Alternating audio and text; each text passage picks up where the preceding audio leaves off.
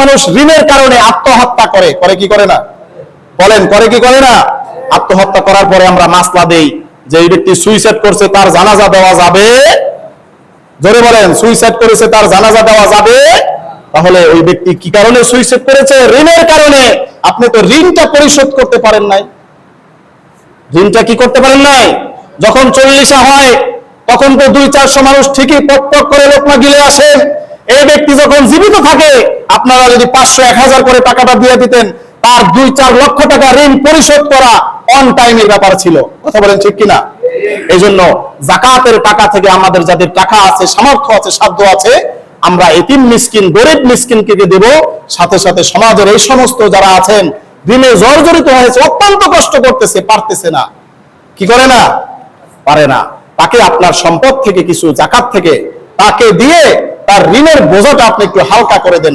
এটাও আল্লাহ তাআলা আপনার উপরে কি করেছেন? ফরজ করেছেন। এটা কি